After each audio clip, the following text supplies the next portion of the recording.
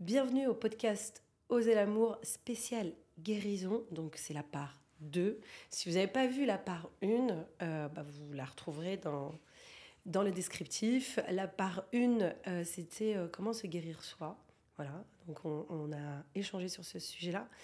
Et aujourd'hui, on va parler de la guérison du monde. Parce que, au vu de ce qui se passe dans le monde aujourd'hui, c'était évident pour moi de venir m'exprimer. Comment guérir ce monde qui, d'apparence, a l'air de partir dans tous les sens. On a l'impression que c'est de pire en pire. Alors qu'en réalité, quand on est guérisseuse, on sait que c'est le moment. Donc, c'est pas du tout la même perception. Et pour m'accompagner, donc cette part 2, parce qu'elle était là déjà dans la part 1, Linda Imessaouden. Merci à toi, Linda, d'être là encore aujourd'hui. Bonjour Anissa, c'était un plaisir pour moi de participer pour ce deuxième épisode. Ouais, j'ai pris beaucoup de plaisir à faire le numéro 1. Moi aussi. Voilà, c'était vraiment génial. Très beau sujet. Et je disais que c'était ton premier podcast, mais je pense qu'on va te voir régulièrement. Avec grand plaisir. C'est très fluide.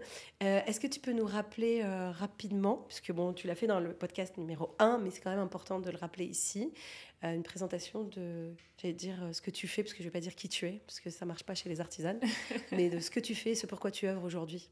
Oui, bien sûr. Donc, je suis entrepreneuse et j'accompagne les femmes dans la révolution de carrière, particulièrement dans les entreprises. Et donc, avec ma sœur, on est associés. Et notre mission, c'est de casser les plafonds de verre dans les entreprises et donc d'œuvrer pour permettre à ces femmes de prendre leur place dans des postes à très haut niveau des entreprises. Donc voilà, on a créé des programmes d'accompagnement pour ça. On salue Sabrina, qui est une artisane et qu'on aime très très fort. Et tu nous manques, donc on fera peut-être un podcast à 3. Parce que normalement, quand il y a Linda, Sabrina n'est pas très loin. Voilà.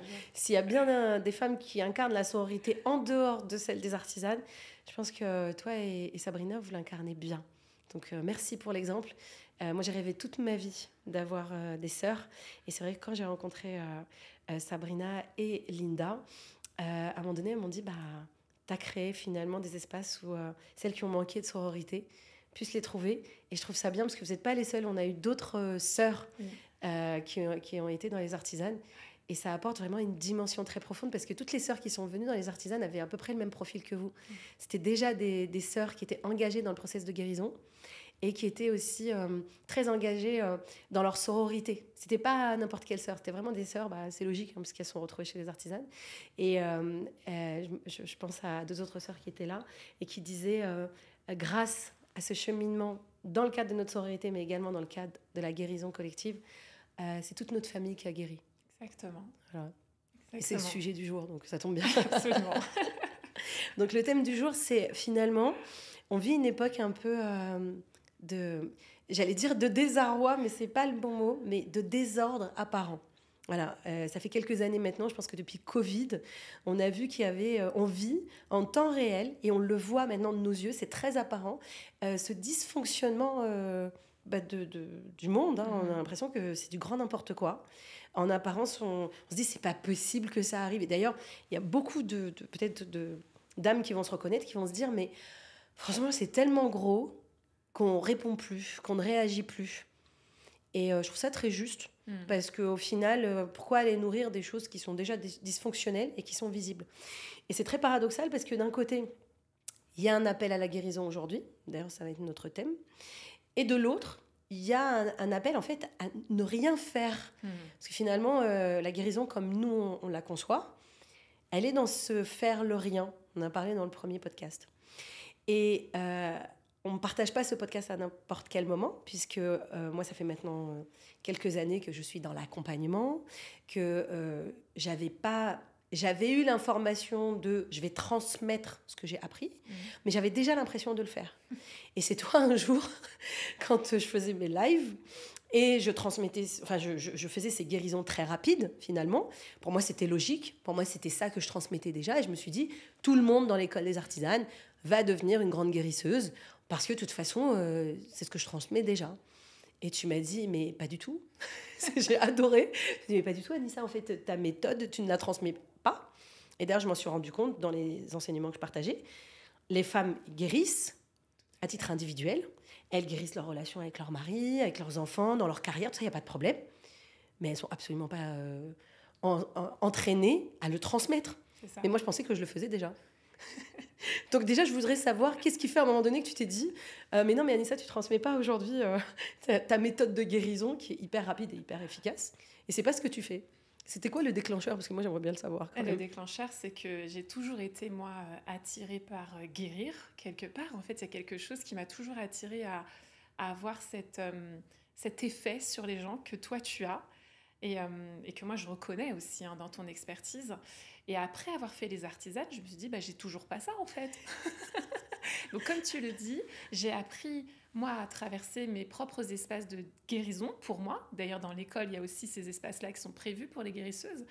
Mais moi je l'ai fait pendant 6 mois, enfin pendant 6 mois même plus, parce qu'en réalité après on a collaboré ensemble, mais je l'ai fait pendant quelques temps et je me suis dit, mais je ne suis pas capable d'incarner cette médecine unique qu'a Anissa aujourd'hui, qui est de pouvoir lire en très peu de temps les gens et de pouvoir, je dirais, détecter immédiatement où ça se joue pour l'autre et de pouvoir lui apporter un espace de guérison.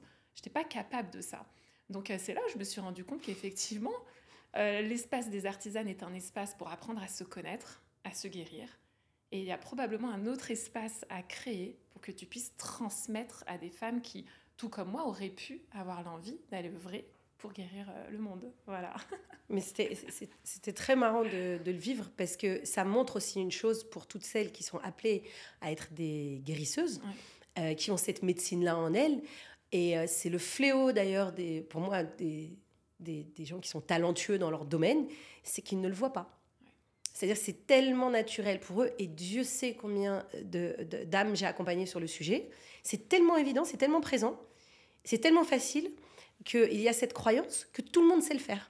Jusqu'à aujourd'hui, moi ça m'arrive encore, hein. Jusqu'à aujourd'hui, quand je fais les lives, ou même quand je suis en conférence, ou parfois rien qu'avec des amis. Je suis avec des amis, puis j'entends, et puis bon, ils savent que je peux dire si j'entends des choses à ce moment-là. Et je regarde tout le monde, je dis, vous l'avez entendu là? Je dis, non, mais si, elle l'a dit juste avant. Et après, j'accompagne, et je dis, vous l'avez entendu là? Mais non, c'est pas possible. Et en fait, c'est d'une telle fluidité, parce que moi, je l'ai appris au final. Parce qu'on pense que c'est inné, mais pas du tout. J'ai des capacités depuis petite, de sentir, voir l'invisible éventuellement, parce que aujourd'hui je me remémore ma petite enfance et je vois que je sentais, je voyais des choses, mais au final tout ce que j'ai développé ces dernières années sur ma technique, c'est de l'apprentissage, c'est une technique, voilà, ça s'apprend. Même la clairaudience, la clairvoyance, la clairsentience, parce que voilà, c'est la notion de sentir, etc. Tout ça, au final, on l'a tous. On a tous cette graine de guérisseur en nous. Après, tout le monde n'a pas envie de l'être, d'accord? Alors malheureusement, il y a une grande confusion entre les guérisseurs et les sauveurs. Moi aussi, hein, j'ai plongé dedans à un moment donné. Mais derrière, il y a une technique à apprendre, parce que je crois qu'on arrive à une époque, justement, de l'humanité, où on n'a plus le temps de passer 10 ans en psychanalyse pour découvrir en fait que la problématique de base, c'était la croyance qu'on avait par rapport à notre mère. D'accord? Et c'est avec toute bienveillance que je dis ça. C'est-à-dire que je pense qu'il y a une accélération vibratoire. On le sait aujourd'hui, même la vibration de la Terre est en accélération. D'accord? Donc ça veut bien dire que nous, on va accélérer en même temps. Aujourd'hui, les compréhensions qu'on a ne sont plus les mêmes qu'il y a 10, 20 ans ou 50 ans. On aurait parlé de ce qu'on est en train de parler là, il y a quelques années, on nous aurait mis dans une case et next. Aujourd'hui, il y a une demande de ça. C'était un accompagnant qui disait ça, il disait, je crois que ça fait 30 ans qu'il accompagne sur l'énergétique, il disait, il y a 20 ans, dans un groupe de 14 personnes, il y avait une personne qui sentait l'énergétique. Aujourd'hui, sur le même groupe, il y en a une qui ne sent pas. Donc, il y a bien une inversion. Et pourquoi est-ce qu'on parle de la guérison d'un point de vue global? Parce qu'aujourd'hui, en fait, c'est une époque qui le demande. Comme il y a ces incohérences visibles, comme il y a cette accélération de l'information, et bien d'un point de vue vibratoire, il y a aussi cette demande-là. Les gens aujourd'hui n'ont plus envie de passer toute une vie à se thérapeutiser, n'ont plus envie en fait de rester en psychanalyse 50 ans. C'est ni viable pour la personne qui le vit, peut-être pour le psy en face, et encore, je pense qu'aucun accompagnant n'a envie de voir en fait la personne accompagnée en fait stagner pendant 50 ans. Donc, j'ai compris aujourd'hui qu'effectivement, le processus de guérison peut être accéléré. Et avant de parler de l'école maintenant qui s'est créée, qui s'appelle l'école des guérisseurs, tout simplement, guérisseurs, guérisseuses. C'est vrai qu'on a beaucoup de femmes, beaucoup de demandes, et on sait pourquoi. Mais il peut y avoir des guérisseurs éventuellement dedans. Mais peut-être définir aujourd'hui qu'est-ce que le mot guérison.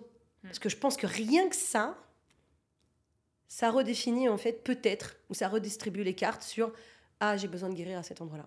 Guérison, et c'est mon mentor Mark Sariankov qui m'a donné cette définition, et elle me va totalement parce qu'elle résonne en moi.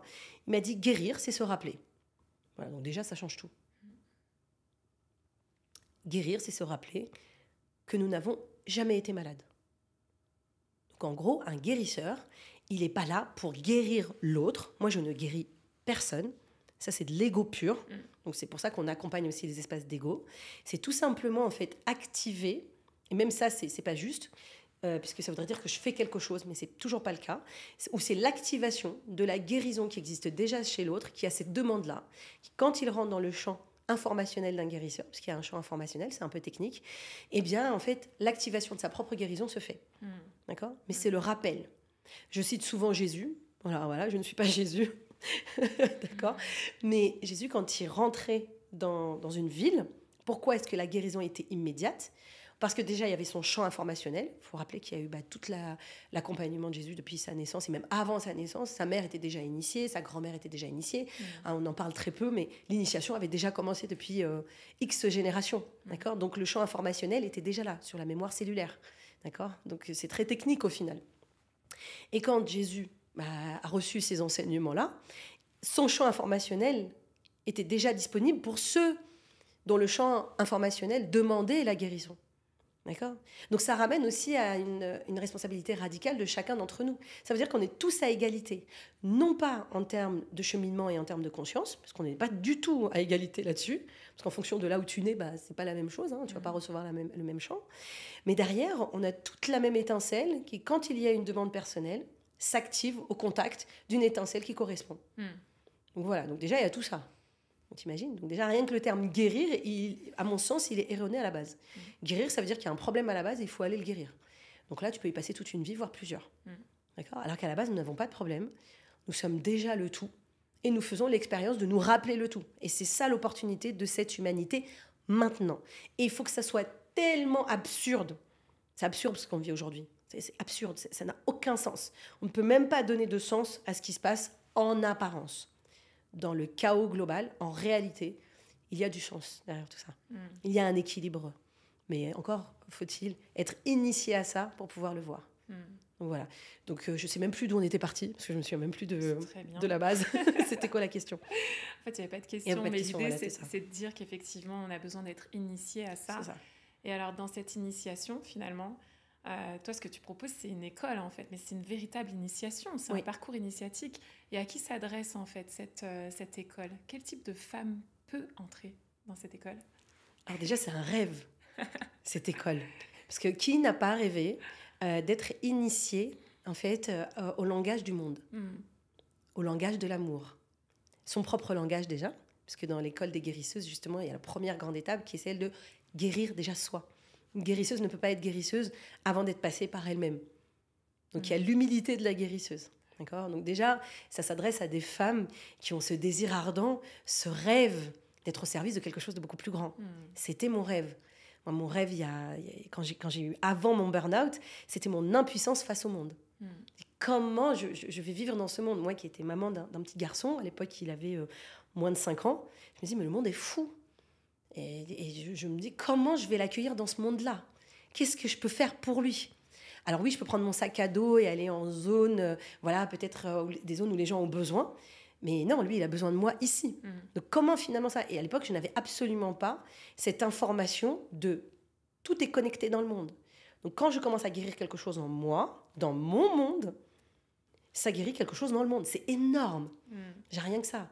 Donc, et ça, c'est un secret qui était gardé par les alchimistes avant. C'était un secret qui était... Alors, pour être initié à l'époque des Égyptiens, il fallait 21 ans. 21 ans de pavillons différents, 7 ans par pavillon, donc 3 pavillons différents, pour pouvoir être initié, à partir de l'âge de 7 ans. Donc, rien que ça. Aujourd'hui, on n'est pas sur 21 ans, on est sur toute une vie. Quand on est guérisseuse aujourd'hui, on vient pour œuvrer pour quelque chose de beaucoup plus grand, on le sait. Mais aujourd'hui, on sait qu'on a un pouvoir qui est immense, mais qu'on ne connaît pas, qu'on ne maîtrise pas. Et surtout, il n'y a pas d'école pour ça. Enfin, moi, j'en ai pas trouvé, j'en ai cherché, j'en ai pas trouvé. Et des écoles qui me parlent à moi. Parce que j'imagine qu'il y en a d'autres. Il y a des écoles de sorciers, sorcières, sourcières d'ailleurs. On peut dire juste un mot quand même, parce qu'à chaque fois qu'on prononce un mot, il faut l'expliquer. À la base, le vrai mot, ce n'est pas sorcière, je ne sais pas si tu le savais, mais c'est Non. sourcière. D'accord. C'est mon mentor qui m'a partagé ça. Et donc, sourcière, c'est celle qui est en lien avec la source. Logique. Alors, bien sûr, il y a quelques sourcières qui, avec leur ego, ont bifurqué. Elles ont utilisé ça au service de leur ego. Mais je rappelle qu'il y a beaucoup de sorcières qui se sont réincarnées actuellement. Pourquoi ? Parce qu'on a eu quand même une période de, je crois que c'est 300 ans d'inquisition, où il y a toutes les sorcières qui ont été exterminées pendant 300 ans. Donc on est dans une mémoire collective. J'ai l'impression de parler un langage que seules celles qui sont appelées comprendront. Mais derrière, il y a un vrai appel. Et à dire, ok, aujourd'hui, dans ce monde-là, j'ai été appelée à œuvrer pour quelque chose de beaucoup plus grand, que moi j'appelle l'amour. Mais il n'y a pas de petites œuvres, en fait. Il y a aujourd'hui énormément de guérisseuses qui œuvrent dans le cadre des entreprises, qui œuvrent dans le cadre des thérapies, qui œuvrent dans ces cadres-là, qui sont en recherche d'écoles dans lesquelles les thérapies sont raccourcies. Thérapie raccourcie, ça ne veut pas dire qu'en fait c'est clac-clac. Là, la méthode que moi, a priori, j'ai téléchargée, je vais dire ça comme ça en tout cas, que j'ai créée, elle est rapide pour le nœud de base. C'est-à-dire qu'on dénoue des nœuds très rapidement. Mais après, il y a tout un cheminement de reconnexion à soi qui est en lien avec le cheminement initiatique. D'accord ? Que ce soit pour les guérisseuses, celles qui rejoignent, ou pour les âmes qu'elles vont accompagner. Parce qu'aujourd'hui, il y a un fantasme comme ça, qui est « Ah, je peux guérir clac-clac ». Tu vois ? Il y a des gens qui disent « Ah, je vais faire 3 constellations, c'est bon, la relation avec ma mère, c'est réglé ». Ça, c'est vraiment le leurre, et c'est un piège dans lequel l'ego nous fait tomber. Pourquoi ? Parce qu'on ne guérit pas sa relation à sa mère. On n'a pas à guérir sa relation à sa mère. On n'a pas de problème avec sa mère à la base. Alors, on va dire ça à quelqu'un qui a souffert de sa relation avec sa mère pendant 20 ans. Mais ça, une guérisseuse qui va rejoindre l'école des guérisseuses, elle va accompagner ce que je viens de dire là. Et elle va dire, OK, non, c'est pas les 20 ans de souffrance qu'on est en train de balayer comme ça en quelques secondes. On est juste en train de te dire que ta mère reste ta mère, quoi que tu fasses. La femme que représente ta mère, ça peut être que tu vas bâtir une nouvelle relation ou pas avec elle. Mais c'est 2 choses radicalement différentes. Et si on va sur un autre champ de conscience, pourquoi est-ce que l'âme qu'incarne ta mère, dans ce personnage-là, dans cette vie, pourquoi est-ce que tu as un contrat d'âme avec elle ? Qu'est-ce qu'elle te permet de venir vivre comme expérience ? Et si on va à un autre champ de conscience, il n'y a même plus les âmes, il n'y a même plus tout ça. Qu'est-ce que la conscience que tu es, dont tu te rappelles que tu es, est en train de faire comme expérience de rappel que nous sommes ici et maintenant ? Ça n'a rien à voir. Donc, différents champs de conscience, tu vois. Donc, en fait, ces femmes-là, finalement, elles ont des profils qui sont différents. Il y en a certaines qui sont déjà dans l'accompagnement et qui veulent continuer d'œuvrer dans l'accompagnement, mais aller peut-être plus en profondeur dans leur technique. Il va y avoir des femmes qui ne sont pas du tout encore dans l'accompagnement et qui veulent découvrir, finalement, ces espaces d'accompagnement des autres et surtout de guérison des autres. Donc c'est aussi ouvert à ces femmes-là qui débutent en fait dans cet univers. Et puis ça peut aussi être pour ces femmes qui veulent, créer une activité complémentaire aussi à ce qu'elles ont aujourd'hui et d'œuvrer différemment parce qu'elles agissent peut-être déjà dans le monde de l'entreprise, peut-être qu'elles sont entrepreneuses dans d'autres domaines et elles veulent finalement aussi compléter ces espaces-là ou même les combiner ensemble. Donc c'est toutes ces femmes-là, en fait, que tu appelles, quand tu dis l'appel des guérisseuses, c'est toutes ces femmes, finalement, que tu appelles vers toi, c'est ça ? Parce qu'il y a plusieurs choses dans ce que tu me demandais. Oui, bien sûr que l'école des guérisseuses est ouverte à toutes celles qui en ressentent l'appel. Voilà, tu vois, c'est comme ça que je préfère le définir. Et cet appel-là, j'ai presque envie de dire, parfois, il ne s'explique pas. D'accord ? Bien évidemment que nous, dans l'école, ça va être quelque chose de très complet. Et c'est quelque chose qui ressemble à mon parcours. Finalement, je ne peux parler que de moi. Je crée ça dans ma réalité. Donc, ça résonnera auprès des femmes qui se reconnaissent dans ce qui a été créé. J'allais dire, c'est même pas moi qui l'ai créé, dans ce qui a été créé. Et dedans, il faut rappeler déjà qu'est-ce que ça représente. Pourquoi est-ce qu'on en est arrivé là ? Parce qu'au début, quand moi, j'ai eu ce processus d'éveil, je ne savais même pas ce que c'était l'éveil. Que je peux remettre en question aujourd'hui. Je veux dire, peut-être que l'éveil aujourd'hui, ça ne veut plus rien dire pour moi, tu vois. Mais ce qui est sûr, c'est quelle est cette cassure-là ? C'est quoi la nuit noire de l'âme ? Celles qui l'ont vécue. Après, j'ai compris, on m'a dit qu'il y avait quelque chose en lien avec les flammes jumelles.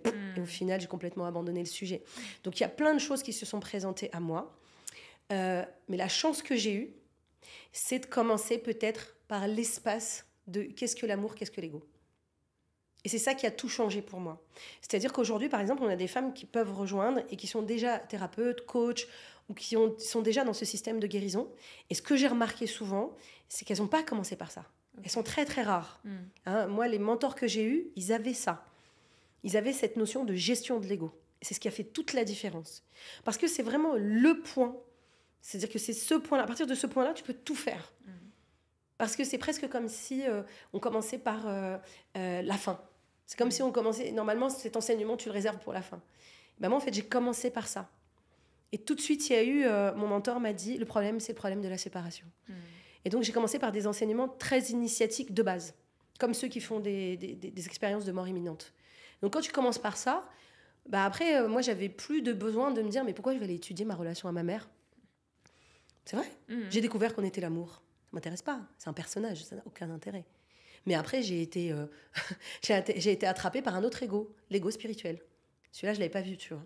Et donc, ça m'a redemandé de redescendre vraiment, d'arrêter d'être perché là-haut et de redescendre. Et c'est comme ça que je suis arrivée aux constellations familiales. Et quand j'ai fait les constellations familiales, j'avais l'impression de rien avoir appris. Je me suis dit, mais tout le cheminement spirituel, j'étais déjà mentor spirituel, j'accompagnais déjà des personnalités, et c'était un retour à la case départ. C'est pas possible. Et donc, je vivais à chaque fois ce cycle-là de revenir à zéro. Mais je revenais pas à zéro, bien évidemment. Mais c'est comme si je passais des paliers qui étaient nécessaires pour arrêter, en fait, justement, de nourrir mon ego à certains endroits. Donc, nous sommes ce tout-là. C'est-à-dire que dans ce tout, il y a ma relation, en fait, à mon histoire personnelle. Il y a ma relation, en fait, à mon humanité. D'accord ? Parce que c'est pas par hasard si je suis là. Donc, je fais l'expérience de tous ces espaces-là en termes de conscience. Mais il fallait que je les traverse. Et donc, c'est tout ça qui, à un moment donné, a dit, attends, au final, on peut guérir très rapidement, parce qu'on n'a jamais été malade, mais derrière, il y a une technique derrière ça. Et c'est cette technique-là qui est née. Et après, il y a tout un travail, et pour moi, c'est un travail d'une vie, de la guérisseuse, du guérisseur d'ailleurs, qui est vraiment d'être au service de quelque chose de beaucoup plus grand. Et c'est même pas quelque chose de, j'appelle ça de ce qui est. Donc tous ceux qui ressentent l'appel, et ils sont nombreux et nombreuses actuellement, ils veulent être au service de ça. Alors après, il y a un autre sujet qui arrive. Le sujet, c'était, j'ai oublié de le dire juste avant, c'était la notion d'entrepreneuriat business. Comment on fait pour être une guérisseuse aujourd'hui et en faire un métier sans pour ça se confronter à la notion de culpabilité en lien avec l'argent, en lien avec la guérison, parce que tout ce qui touche à la guérison doit être bénévole, offert, donc on glisse dans la sauveuse, alors que pas du tout. Aujourd'hui, je rappelle que quand un chirurgien opère à cœur ouvert, il ne le fait pas gratuitement, il peut le faire. Il peut l'offrir dans le cadre de fondations, dans le cadre d'associations. D'ailleurs, c'est très bien. Il y a des associations de chirurgiens aujourd'hui qui œuvrent pour justement des zones qui en ont besoin, mais c'est parce qu'avant, ils ont levé des fonds qu'ils peuvent faire ça. D'accord ? Donc, c'est aussi cette bascule qu'on est en train de faire sur la guérison. Aujourd'hui, dans le cadre de l'école des guérisseuses, on accompagne aussi toute la partie de s'installer, de découvrir sa propre médecine, mais aussi de s'installer puissamment en tant que guérisseuse et d'honorer ces espaces-là. Parce qu'on a eu tout ce mouvement-là de je suis coach, je suis thérapeute, mais j'arrive pas à vivre de mon activité. Bah oui, mais parce qu'il y a tout un accompagnement de posture. Et nous, en tant que guérisseuse, aujourd'hui, on sait qu'on est venu pour œuvrer pour quelque chose de beaucoup plus grand. Et qu'il va falloir aussi avoir des moyens et que c'est un métier. Il n'y a pas de problème avec ça, tu vois, on est à l'aise avec ça. Mais ça, c'est limite un peu nouveau, tu vois, d'en parler comme ça, tu vois. Et comment est-ce que je sais que j'ai le potentiel ou que je suis une guérisseuse ? Comment est-ce que toi, tu as découvert ça ? Je sais pas, elle est un peu... j'ai presque envie de dire, on le sait pas, à la base. À la base, on ne sait pas. Enfin, moi, ça s'est présenté à moi. Il y a eu ce burn-out. Il y a eu cette quête de sens. Moi, à la base, je voulais juste me marier avec Géraud. À la base, c'est juste, il me plaisait, je voulais être avec lui. Non, à la base, j'avais un vrai désespoir en lien avec l'émotionnel et en lien avec la compréhension de ce monde. Je crois que les guérisseurs sont quand même souvent comme ça. Ce sont des âmes qui, aujourd'hui, se sentent connectées au monde, mais souvent se sentent connectées au monde par une empathie, qu'on appelle chez les artisanes d'ailleurs, l'empathie par la douleur. C'est-à-dire qu'elles ont cette capacité de ressentir le monde, il y a une hypersensibilité qui est très accrue, et qui souvent les fait plonger dans des espaces de désespoir, même quand elles sont de grandes leaders, parce qu'elles ont une impuissance, et on en parlait dans le premier podcast, elles veulent toujours en faire plus, parce que ça ne sera jamais assez. Tu vois, il y a tellement de monde à accompagner, il y a tellement de souffrance dans le monde, comment je vais pouvoir faire ça ? Alors que quand on arrive dans le monde des guérisseuses, déjà on abandonne ça. On sait que le monde est tel qu'il est. On sait que le monde n'a pas besoin d'être sauvé. Par contre, pendant qu'on est dans cette incarnation, on a envie d'être au service parce que ça nous nourrit. Et puis parce que... et c'est Carole qui disait ça encore une fois, je la cite. Elle disait, le soir, quand elle va se coucher, elle se dit pas « Ouais, j'ai sauvé plein de gens ». Elle dit « Un de plus, un ou une de plus ». Et moi, c'est ce que je vis au quotidien. Je n'ai aucune idée des gens que je vais accompagner. Je ne sais pas, et c'est l'adage d'ailleurs de l'humilité de la guérisseuse, c'est de ne pas savoir. Et pourtant, elle en sait peut-être 1000 fois plus. Quand elle rentre dans une pièce, elle est capable d'analyser plein de choses, capable de recevoir plein de choses comme information, mais elle a l'humilité de dire « je ne sais pas ». Parce qu'on ne sait pas ce qui va s'ouvrir juste après. Et c'est vraiment l'humilité de la guérisseuse. Et moi, je trouve ça très, très beau, parce que c'est quelque chose de beaucoup plus grand qui est à l'œuvre. Et nous, on n'est que canal, on n'est que l'instrument on peut appeler ça le divin. Moi, je dis, je suis l'instrument de l'amour. Donc, je suis juste au service de ce qui se présente, tu vois. Aujourd'hui, il y a des femmes qui œuvrent déjà dans ces espaces-là, et particulièrement des espaces d'accompagnement. Tu le disais tout à l'heure, des coachs, des thérapeutes. Comment est-ce que tu expliques que ces femmes qui accompagnent ont parfois ce manque de légitimité, d'accord, ce sentiment d'illégitimité, finalement, alors qu'elles accompagnent, elles sont capables d'œuvrer, de quoi elles ont besoin, et qu'est-ce qui fait que toi, aujourd'hui, tu leur apportes ça dans l'école, de passer de l'illégitimité à la légitimité de le faire? Je suis pas sûre que ce soit moi qui... moi, je fais pas grand-chose sur le sujet. Nous, on n'ouvre que des espaces. Voilà. Ces espaces sont informés. Quand tu rentres dans le champ d'un guérisseur ou plusieurs, d'où l'importance d'en avoir plusieurs, parce qu'il y a des fréquences qui sont tenues comme ça ensemble. Je fais une parenthèse comme ça. On sait aujourd'hui qu'il y a des expériences qui ont été menées quand il y a un groupe d'individus qui méditent ensemble, mais qui sont alignés, parce que c'est pas juste... Il y a déjà eu des méditations mondiales auxquelles je n'ai pas participé, parce que l'initiation de base n'est pas connue et à laquelle je sens que c'est pas aligné. Par contre, il y a des âmes qui œuvrent pour ça. Hein, il y a plein d'espaces secrets qui ne sont pas connus aujourd'hui, où des guérisseurs, guérisseuses maintiennent ces fréquences-là, et ils commencent à les maintenir déjà en maintenant les propres fréquences eux-mêmes, avec eux-mêmes, dans des espaces comme ça communs. Donc ils veillent les uns sur les autres, sur leur ego mutuel, ils s'accompagnent, hein, on appelle ça des cercles de sagesse, moi ça me tient beaucoup à cœur. Mais derrière, ces espaces s'activent parce que ces âmes-là pénètrent dedans, parce qu'elles ont la volonté d'être vulnérables. Et c'est totalement, j'ai envie de dire, doux de savoir qu'elles ne se sentent pas légitimes. Un guérisseur ne vient pas avec ses gros sabots en mode « je sais ». Par contre, il faut faire la différence entre l'espace de « je ne me sens pas légitime » de l'espace de « je ne sais pas ». Ce n'est pas la même chose. D'accord ? Et d'ailleurs, une des règles des guérisseuses, en tout cas que moi je transmettrai dans l'école, c'est de ne jamais remettre en question une guérison. Parce que c'est ça qui se passe. Et moi, je le sais parce que je l'ai vécu dès le début de mes accompagnements en tant que guérisseuse. C'est je vais vivre des choses qui ne s'expliquent pas. Et mon réflexe, c'est de le remettre en question. Je l'ai encore vécu il y a 2 jours, une femme que j'accompagnais. On a vécu quelque chose qu'on ne peut pas expliquer. Hein, elle va me parler d'un sujet en lien avec son couple. Je vais l'accompagner. Et à un moment donné, il commence à pleuvoir. Mais de toutes petites gouttes. On va me dire, oui, non, quand même, si. Ça marche comme ça. Et de petites gouttes. Donc on sait, moi je sais à ce moment-là qu'il y a un nettoyage qui est en cours. Parce qu'une guérisseuse est en lien avec son environnement et elle communique, elle parle le langage du monde. Et ça, il n'y a qu'un guérisseur qui a été initié qui ne remet pas ça en question. Parfois c'est un oiseau, parfois et ça a l'air tellement perché comme ça. Mais quand on le vit, on sait que c'est vrai. Et donc cette femme-là, donc je l'accompagne pour son couple, et à un moment donné, il commence à pleuvoir. Et je dis, ok, là on va rester dehors. Le soin a déjà commencé. Et on est en train d'avancer, tout doucement, parce que quand il y a un guérisseur, il y va tranquille. Hein, alors chacun sa méthode. Moi, je fonctionne comme ça dans ma méthode. Et c'est quelques minutes. Et plus on est en train d'ouvrir, et plus il pleut. Alors qu'il faisait beau, parce qu'on est à Marrakech, il faisait 40 degrés, il fait très beau. Et d'un coup, il y a un gros nuage qui arrive, il pleut. Et plus on va avancer dans le soin, et puis il y a un orage. Et au moment de la libération, il pleut.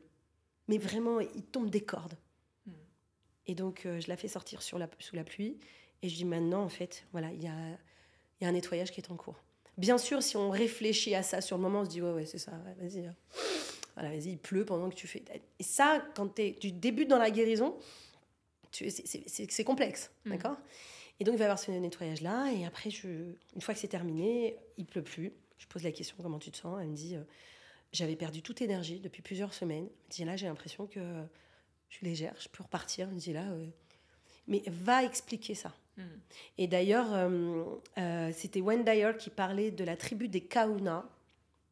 La tribu des Kauna, je ne saurais pas les situer, mais quand tu rentres dans leur village, personne ne remet ça en question, il y a une personne à l'entrée du village qui est responsable de la pluie. Son rôle à elle, c'est de faire tomber la pluie. Pourquoi est-ce qu'on n'arriverait pas à communiquer avec les éléments? Enfin, Pourquoi finalement? Et dans cette tribu-là, les enfants ne savent pas ce que ça veut dire, c'est pas possible. Ils ne savent pas. En fait, c'est des phrases qui n'existent pas. Il y en a un qui parle aux animaux, il y en a un qui communique avec la terre pour avoir la direction. Ils ont chacun leur fonction, chacun développe sa médecine dans une sphère commune de guérisseurs. Voilà. Et c'est une tribu de guérisseurs. Donc, c'était quoi la question à la base? Parce que je suis partie là-dedans. C'est la passion qui prend le dessus. La passion prend le dessus sur la question. C'était quoi? Ah oui, la légitimité. Voilà, la légitimité. Donc, c'est naturel pour un guérisseur et une guérisseuse de se remettre en question en permanence. Hein, il n'y a jamais rien d'acquis.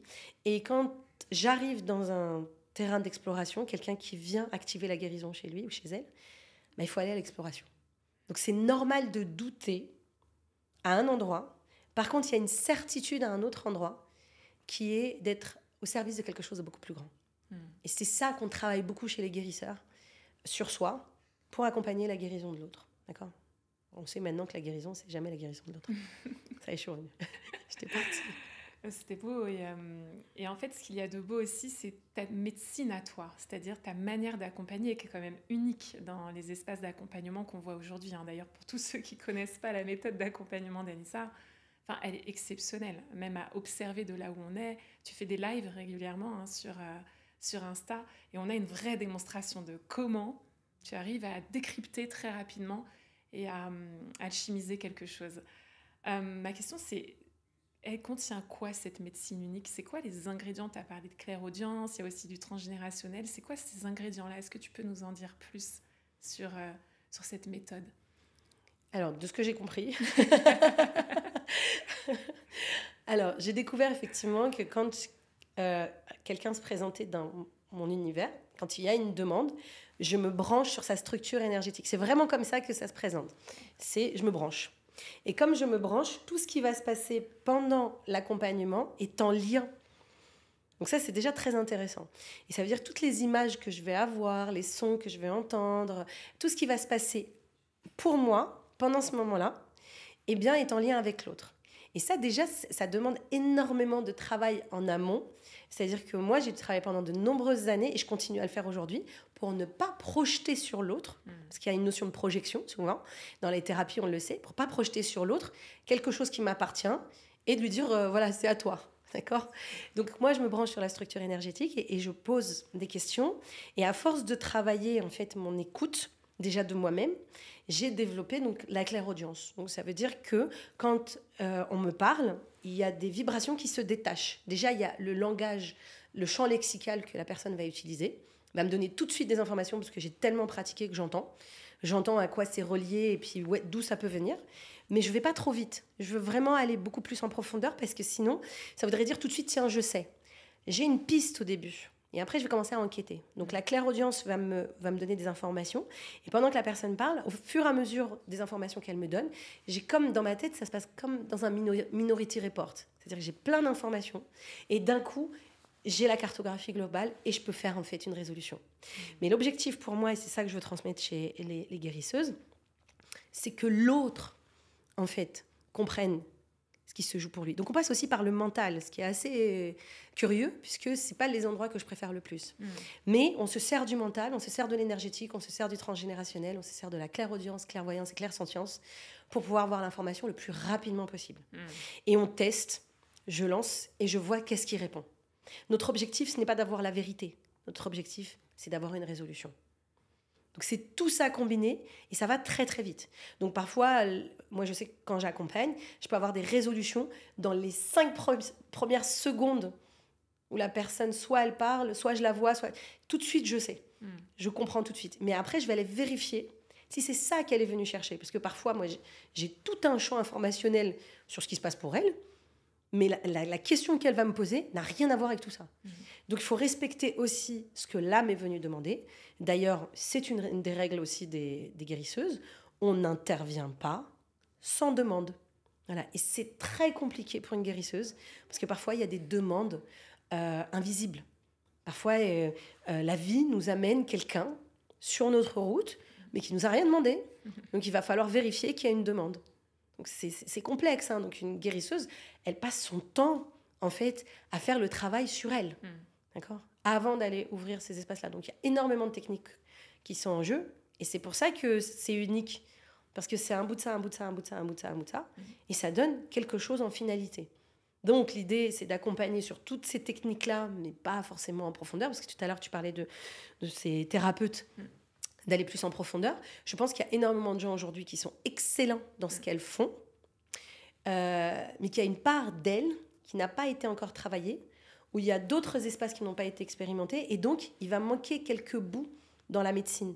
Tu vois, c'est ce qui m'est arrivé quand j'ai commencé les accompagnements. La partie transgénérationnelle, je vois bien que j'étais arrivée, il y a un endroit que je n'avais pas expérimenté, que je ne pouvais pas délivrer. Et quand j'ai fait le transgénérationnel, je me suis rendu compte qu'il y avait une partie énergétique que je n'avais pas expérimentée. Donc j'ai développé celle-là. Donc au fur et à mesure, tout ce qui me manquait, entre guillemets, je l'ai réuni. Et j'avoue pourquoi le transgénérationnel, j'ai aussi raccourci. Parce que faire une constellation familiale, c'est magnifique, c'est très beau. Il faut le faire en groupe, c'est génial. J'encourage tout le monde à en faire plusieurs, autant de fois qu'il faut. Mais derrière, moi, c'était long. C'était long. Et je me disais, attends, si on fait une constellation... Et quand je faisais une constellation, je voyais que dans le transgénérationnel, il y avait toute une lignée, il y avait tout un truc. Donc, ça ne se terminait jamais, c'est un abonnement. Mais c'est vrai, ça existe. Hein, il y a des thérapeutes qui font ça et c'est génial, il faut le faire. Dans le chemin de l'Olivier, ils ont un abonnement. Ils font des constellations pendant plusieurs années. Et c'est OK, tu vois. C'est pas là où moi, je m'amuse le plus.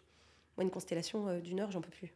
Tu vois, puis en plus, quand je sais qu'après, il y a ça qui se manifeste dans la constelle, puis il y a ça, et puis il y a ça que tu dois arrêter, c'est dommage.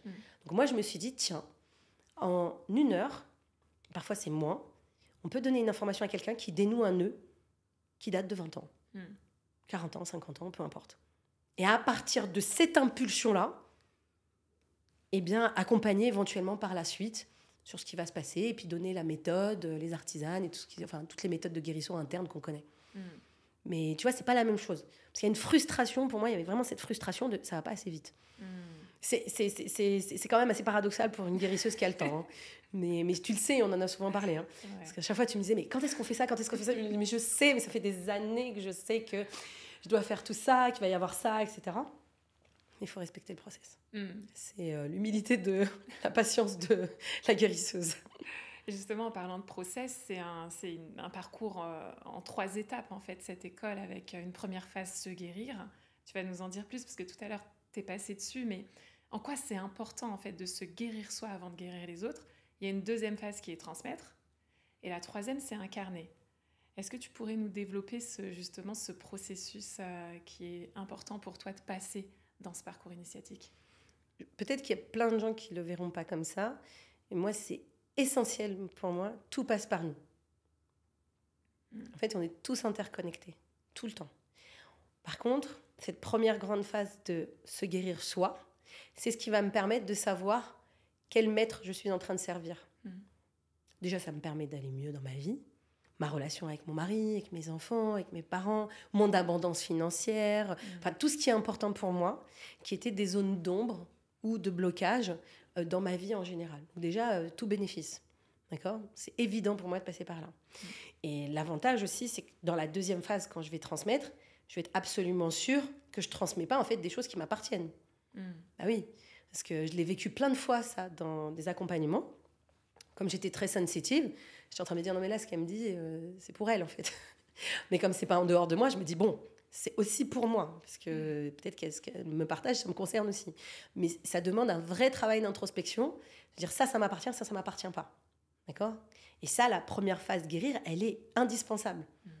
Et on donne toutes les clés pour se guérir, mais ça ne veut pas dire que ça se fait en 3 mois. Ça veut dire que c'est toute la vie après, hein, parce que c'est évident.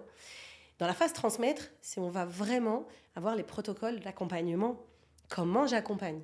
Parce que ça aussi, ça a été un vrai sujet. Parce qu'un jour, j'ai une femme comme ça qui m'a dit « Mais Anissa, je t'ai pas donné l'autorisation de m'accompagner. » Après, je lui ai dit « Une séance avec moi, c'est 3 000 euros. » Elle m'a dit « Bon, maintenant que tu le dis, quand il y a quelqu'un qui vient à côté de toi, qui parle avec toi d'un certain sujet, j'ai demandé, je dis, est-ce que tu veux recevoir l'information? À partir du moment où tu as dit oui, bon voilà. Mais parfois, il va falloir aller plus loin pour savoir s'il y a autorisation ou pas. Donc il y a des protocoles de protection énergétique, il y a des protocoles d'autorisation, il y a des méthodologies d'accompagnement aussi. Comment est-ce qu'on accompagne? C'est toute une méthode, d'accord, qui a l'air tellement simple quand on la voit en live, mais en réalité que j'ai dû processer. Mais comme ça va vite, et qu'il y a tout un esprit aussi pour que l'âme qui est accompagnée puisse se sentir en confiance, et en même temps, lâche le mental. Ça aussi, c'est toute une technique, d'accord? Mais quand on est experte, ça va très vite. Donc ça, c'est dans la partie transmettre. Et celle-là, elle est bien costaud, et ça, on l'expérimente, puisque les guérisseuses ont une partie expérimentation. C'est ce qui manque le plus quand on devient accompagnante, c'est qu'on n'a pas, en fait, d'espace pour s'entraîner le plus possible. Et là, en l'occurrence, nous, puisqu'on a les mardis soirs, on a l'école des artisanes, et on a quand même, en moyenne, on a au moins une trentaine, quarantaine de femmes, voire plus, qui sont disponibles déjà pour être accompagnées, parce que c'est offert, c'est inclus dedans, par des guérisseuses, mais elles peuvent voir où elles en sont par rapport à l'accompagnement. Donc, il y a de l'expérimentation en direct. Et ça, c'est vraiment quelque chose d'important, parce que les 3/4 du temps, les âmes qui se forment à des thérapies, elles n'ont pas assez expérimenté pour pouvoir devenir expertes. Nous, on fait ça pendant tout l'accompagnement. Et enfin, il y a la partie incarnée, dans laquelle on le dit quand même pendant tout le processus, on découvre sa médecine. Quelle est ma propre médecine? Parce qu'il y a la méthode d'Anissa, d'accord, mais on n'a pas vocation à créer des mini-Anissa, aucun intérêt. L'idée, c'est comment est-ce que je vais développer ma propre médecine. Peut-être qu'il y en a certaines, elles vont être spécialisées sur l'accompagnement avec, je ne sais pas, les chevaux, mais avec cette méthode-là. Ou peut-être il y en a d'autres, elles vont développer des techniques que je ne connais même pas, et peut-être elles vont m'enseigner des choses. Et nous, on est ouvertes parce qu'on veut ce genre de healer. On veut des healers dans toutes leurs catégories, dans toutes leurs médecines. Donc cette partie-là, c'est découvrir sa médecine, mais aussi s'installer en tant que guérisseuse. Comment est-ce que je m'installe? Est-ce que vraiment, comme tu disais tout à l'heure, je suis faite pour être entrepreneuse ou leader à part entière avec cette médecine-là? Parce qu'il y en a d'autres, elles vont avoir cette médecine-là dans des grandes entreprises, auprès de certains CEO, où elles seront eux-mêmes CEO et guérisseuses. Mais peut-être personne ne le saura. Voilà. Donc, c'est ouvert vraiment à toutes ces femmes-là, et c'est important de respecter ce process-là. Mais c'est un process qui dure 6 mois, mais au final, qui est pour toute la vie. Hein. C'est pas... Nous, on donne les informations à ce moment-là, elles s'entraînent, mais après, l'idée, c'est vraiment d'œuvrer pour quelque chose de beaucoup plus grand, quoi. Il y a certainement beaucoup de femmes pour qui ça résonne et qui ont envie d'en savoir plus, justement, sur cette école de guérison et des guérisseuses, parce que c'est un parcours, comme tu l'as dit, où je me guéris moi et où je guéris les autres. En tout cas, je participe à la guérison du monde. Ma question, c'est, est-ce que toi, à un moment donné, tu as douté aussi de devenir guérisseuse, ou est-ce qu'à certains moments, tu as renoncé, ou tu étais à 2 doigts de renoncer justement de suivre cet appel, en fait, parce que là, on parle vraiment d'un appel. On est sur un appel des guérisseuses et à les embarquer dans œuvrer pour plus grand. Est-ce que toi, à plusieurs reprises, ça t'est arrivé peut-être parfois de te dire non, j'y vais pas dans cet appel, et qu'est-ce qui t'a fait changer d'avis, en fait? J'allais dire, il fallait presque poser la question à Géraud, parce que je pense que lui, il en parlera mieux. Il va te dire toutes les millièmes fois où j'ai voulu abandonner, que ce soit au moment où j'ai reçu la médiumnité avec la peinture, que ce soit le moment où j'ai commencé à avoir la clairaudience, les moments où il fallait être courageuse. Il y a même des fois où j'avais téléchargé la médiumnité, j'allais dire à des gens ce que je voyais pour eux, c'était faux. Donc il fallait avoir l'humilité d'y retourner. Et en fait, parce que je découvrais ma médiumnité, donc je ne savais pas comment c'était. Moi, je croyais que j'allais voir des images claires et tout.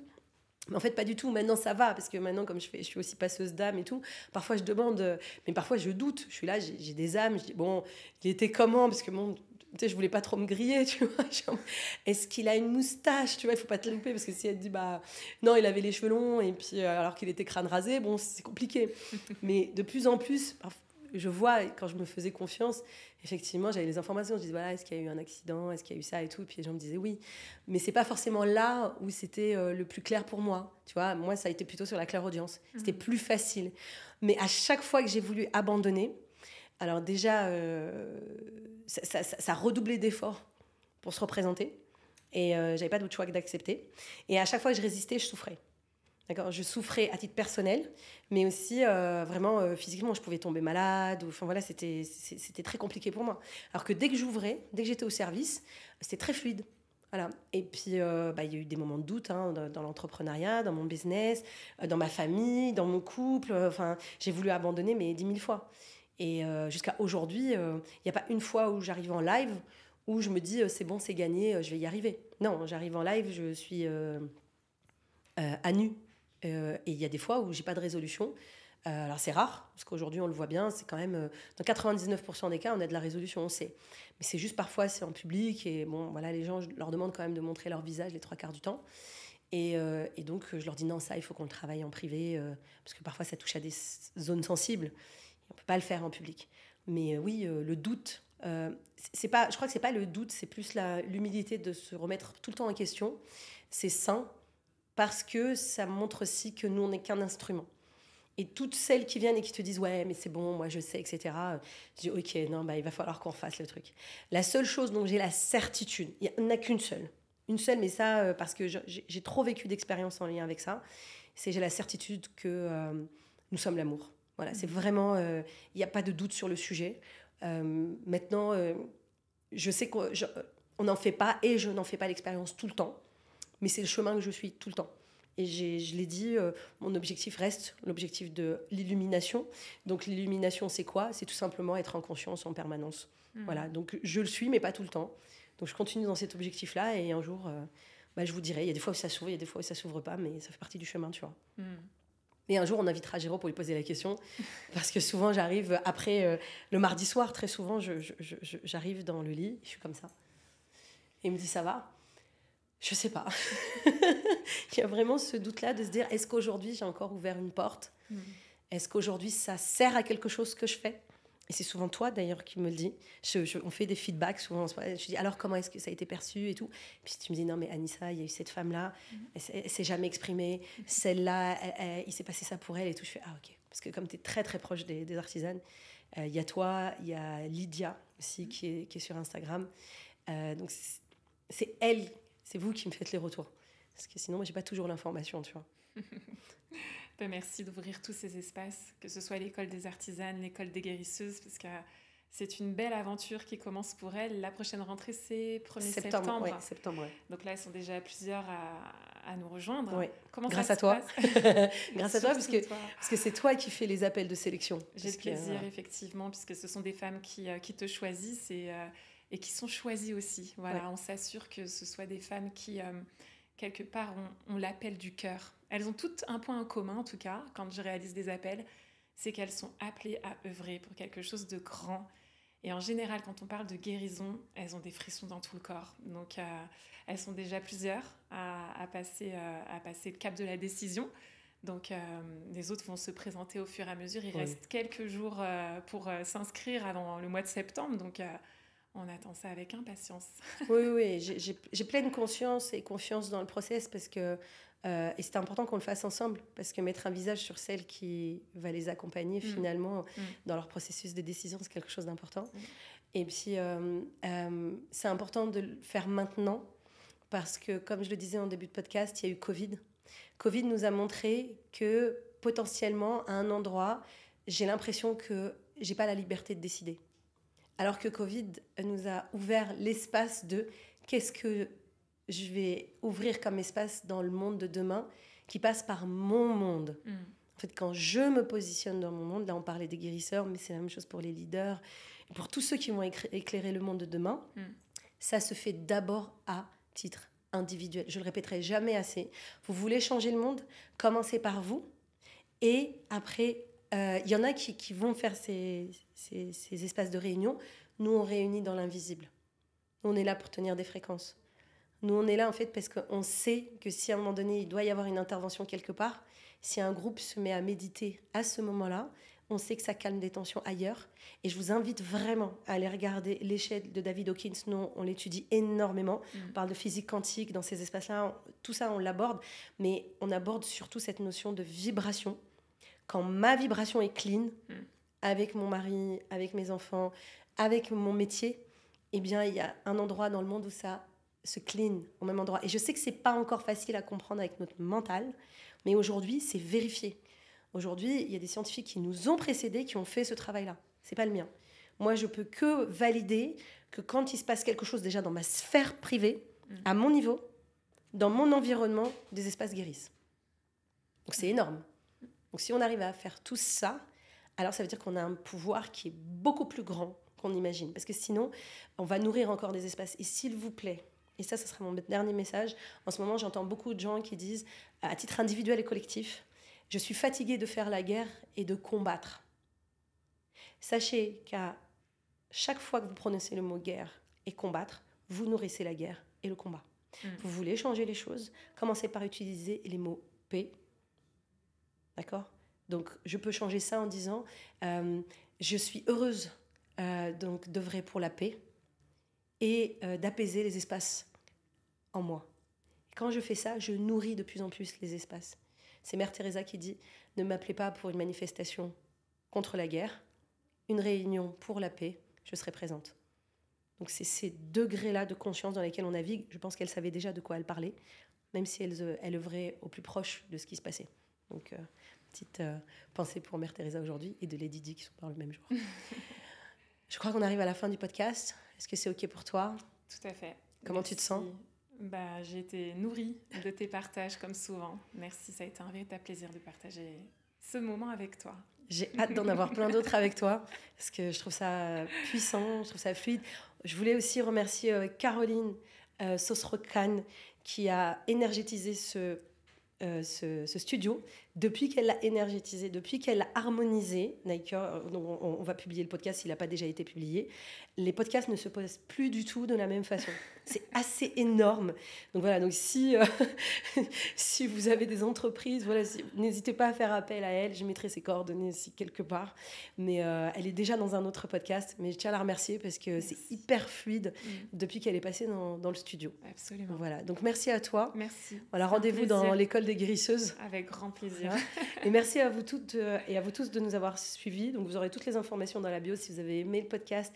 Likez, partagez, commentez, parce que ça nous permet d'être encore plus visibles. Et on a besoin de nourrir ces espaces-là de plus en plus, qui sont des espaces d'action immédiate dans l'invisible, qui se manifestent dans le visible, pour le coup, par la suite. Merci à tous et à bientôt.